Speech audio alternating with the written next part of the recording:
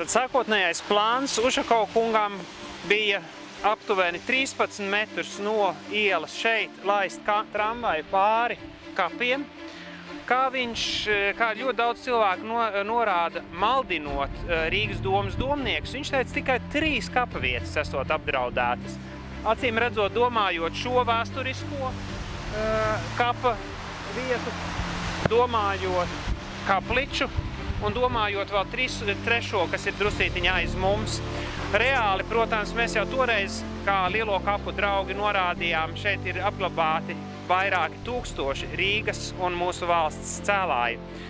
Mēs arī te tikai mazliet papūloties, atsedzot 5 cm zālītes, atradām kapa pieminekli, kas ir zemē, vēlāk ir attiecīgi kapenes, pamatus atklājām. Tātad pilnīgi bez jebkādas piepūles, te jebkurš būtu varējis arī redzēt, ka te ir ļoti daudz apbedījumu. To pierādīja arī Valsts kultūra inspekcijas, aizsardzības inspekcijas skanējumi vēlāk, kas parādīja, ka te ir ārkārtīgi blīvi, praktiski kaps pie kapa, apbedījums pie apbedījuma šajā teritorijā.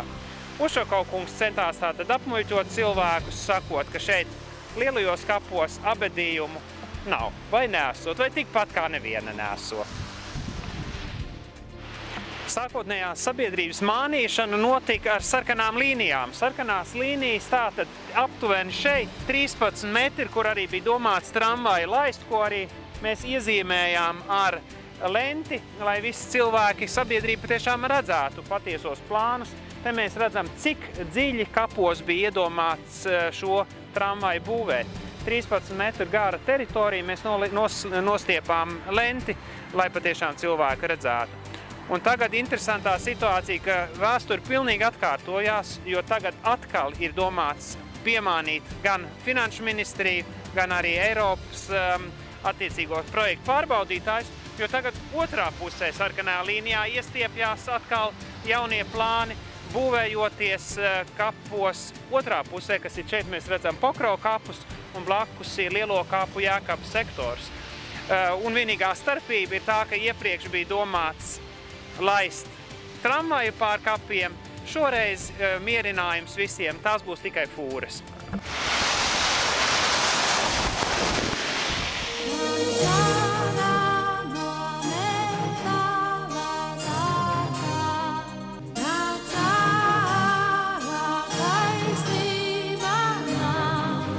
Šeit mēs esam Senču ielas vidū.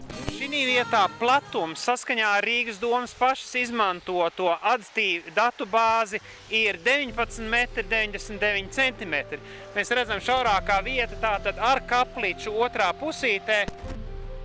Un ja mēs saskaitām kopā pašas Rīgas domas, respektīvi Rīgas satiksmes veidoto šķērsgriezumu, mēs redzam, ka reāli plānā tam, kas ir fūrēm, ielām, tātad fūrēm, mašīnām un tramvajām kopā ir vajadzīgs 21,50 metrs, kā arī paši šie projekta iesniedzēji ir aprēķinājuši. Kur ir 21,50 metrs, tūlīt tās apskatīsimies dabā. Liekts iet pāri šai teritorijai, tātad aptuveni šeit beidzās kadastra robeža. Sēta jau atrodas Pokravu kapos. Kartē mēs redzam, ka ir plānots fūri laist gar sarkano līniju. Sarkanā līnija, šī sarkanā līnija atrodas 1,75 m aptuveni no kadastra robežas kapu iekšpusē. Ļoti tuvu šai kapvietiņai, ko mēs šeit redzam. Kapvieta izskatās, ka tur kāds citīga laista, tātad, cik viņi ir kopta vai nekopta, bet Pokravu kapos tātad ir domāts šādā veidā būvēties, laist fūris pāri.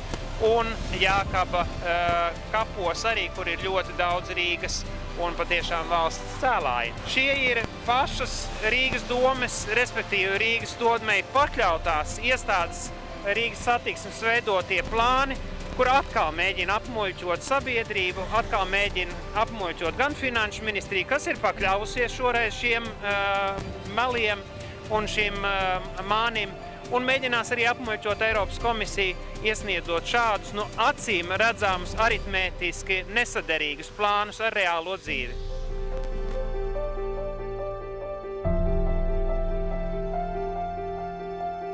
Vēl viena komiska sakritība. Pēc šī plāna aptuveni šeit ir iezīmēts esošs gājēju celiņš. Tiek likvidēts ietas abās pusēs veloceliņš. Šeit acīm redzot, atkal tiek mānīta sabiedrība ar esošu, neesošu gājēju celiņu. Mans tēvs ir manā tauta, mans gods ir viņas gods, kas postīdams viņu šaustā, uz pēkli, lai rauj to, jo